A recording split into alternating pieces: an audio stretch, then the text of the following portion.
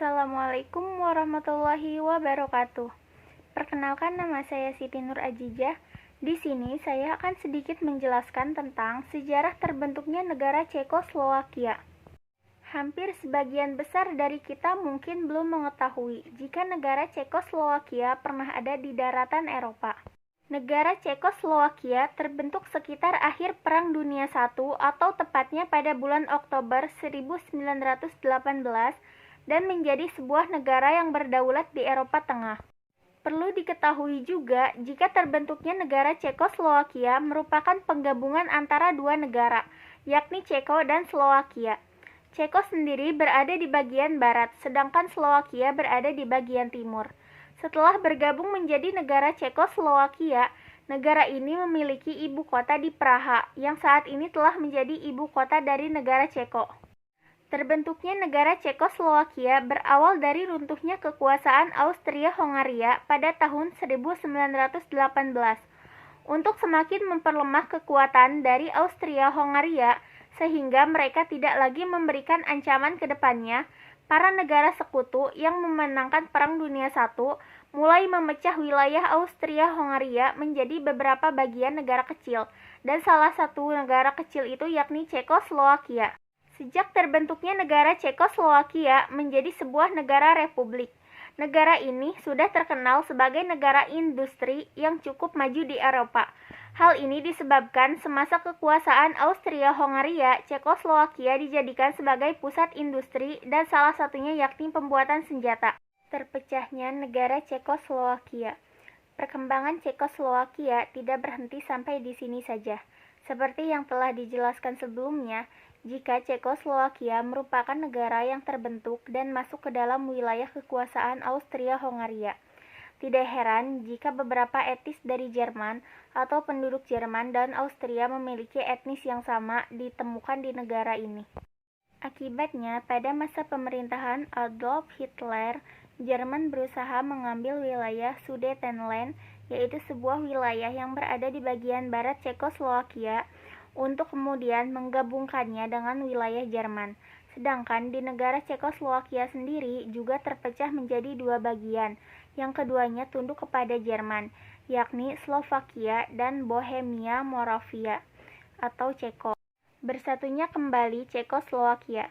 Setelah Jerman mengalami kekalahan yang juga menjadi tanda berakhirnya Perang Dunia II, di tahun 1945, Cekoslowakia kembali menjadi satu negara. Akan tetapi, luas wilayahnya menjadi lebih kecil akibat sisi bagian timur atau wilayah Karpatia-Rutenia dikuasai oleh Rusia. 3 tahun kemudian, tepatnya pada tahun 1948, negara Cekoslowakia berubah menjadi negara komunis bersamaan dengan kemenangan Partai Komunis pada tahun yang sama. Kemenangan Partai Komunis tersebut dipengaruhi dari berbagai pihak, mulai dari intimidasi oleh milisi komunis, demonstran, hingga penyerbuan gedung pemerintahan. Tidak hanya itu saja, dilakukan juga deportasi massal terhadap etnis Jerman di Cekoslowakia. Pemerintahan komunis ternyata memberikan banyak perubahan di Cekoslowakia. Pemerintah mendirikan sebuah institusi untuk menjaga gereja-gereja Katolik tetap berada di bawah kendali pemerintah. Melakukan penangkapan massal kepada para pemuka agama yang terbukti tidak ingin bekerja sama dengan rezim komunis. Serta hubungan antara negara Vatikan dengan komunitas Katolik di Cekoslowakia juga diputus. Bahkan ada ribuan anggota Partai Komunis Cekoslowakia ditangkap karena dianggap melakukan spionase dan konspirasi anti-pemerintah. Di masa awal kekuasaan komunis, Cekoslowakia masih menjadi salah satu negara maju di benua Eropa. Akan tetapi, sistem ekonomi yang dianut adalah ekonomi terpusat, sehingga kurang efektif dan efisien. Maka seiring berjalannya waktu, ekonomi dan industri di negara ini mengalami kemunduran jika dibandingkan dengan negara-negara lain yang ada di blok barat.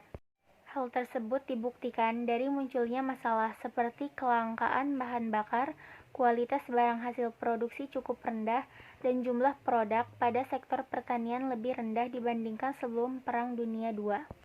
Revolusi Blue Dru atau Velvet Revolution. Puluhan tahun negara Cekoslowakia berada di bawah pengaruh rezim komunis, hingga berakhir rezim tersebut pada tahun 1989. Runtuhnya rezim komunis juga dipengaruhi oleh runtuhnya rezim komunis di Eropa Timur, serta kebijakan di luar Pogori di Uni Soviet. Muncullah aksi, demonstrasi, serta pemogokan terjadi di Cekoslowakia yang menekan pemerintah untuk segera melakukan reformasi politik. Hingga akhirnya pemerintah membentuk pemerintah koalisi dan terpilihlah Václav Havel sebagai presiden sementara Cekoslowakia pada Desember 1989. Pada bulan Juli 1990 dilakukan pemilu multipartai dan terpilih kembali Václav Havel sebagai presiden.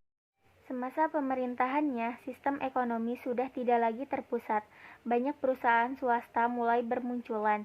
Media mulai dapat melakukan pemberitaan secara bebas. Periode transisi dari rezim komunis menjadi ke arah demokratis tersebut dikenal dengan istilah Revolusi Bludru atau Velvet Revolution. Revolusi Bludru ini berlangsung dari tanggal 17 November sampai dengan 29 Desember 1989. Rakyat Cekoslowakia berharap untuk segera berakhir masa pemerintahan dari Partai Komunis Cekoslowakia yang sudah berkuasa sejak 25 Februari 1948. Keinginan rakyat Cekoslowakia untuk melakukan perubahan reformasi mendapat dukungan dari beberapa negara tetangga. Kembali terpecahnya negara Cekoslowakia. Setelah berhasil melakukan revolusi, masalah yang dihadapi Cekoslowakia belum berakhir. 1 tahun setelah terpilih Václav Havel sebagai presiden, diadakan lagi pemilihan umum guna melegitimasi pemerintahan Havel serta melakukan penetapan acuan dan misi dalam menangani sisa-sisa rezim komunis yang masih ada. Dalam masa pemerintahan Havel, terdapat ancaman untuk membangun Cekoslowakia, yakni stabilitas politik serta potensi adanya gesekan antara dua pihak, yaitu Ceko dan Slowakia. Di masa pemerintahannya juga, Havel dihadapi permasalahan, yakni terpecahnya Cekoslowakia menjadi dua pada tanggal 1 Januari 1993. Terpecahnya Cekoslowakia berlangsung secara damai dan dilakukan atas keinginan dua belah pihak. Terpisahnya Cekoslowakia menjadi negara Ceko dan Slowakia, dikenal dengan peristiwa perpisahan Bludru.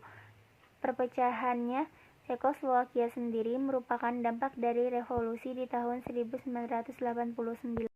Di dalam New Czechoslovakian Leader all stand as their rival, karya Lars Erik Nelson, harga demokrasi sangat mahal, media terbatas, dan kebebasan ditekan. Akan tetapi, setelah revolusi, keinginan untuk hidup dengan iklim demokratis di bidang politik hingga ekonomi muncul. Termasuk Ceko dan Slowakia pun ingin menikmatinya secara terpisah. Meskipun berpisah secara damai, dampak perpecahan Cekoslowakia mulai terjadi setelahnya, dimulai dari pembagian wilayah kekuasaan, penetapan mata uang, pembagian properti negara, penentuan kewarganegaraan setiap penduduknya, hingga penentuan bendera dan lambang negara. Bahkan hingga saat ini, hubungan antara kedua negara bisa dibilang cukup baik. Bahkan industri senjata yang dilakukan oleh negara Ceko lebih unggul dibandingkan dengan industri senjata di Slowakia. Namun perbedaan tersebut tidak menimbulkan masalah atau konflik antara kedua. Sekian video kali ini. Thanks for watching and see you next time. Wassalamualaikum warahmatullahi wabarakatuh.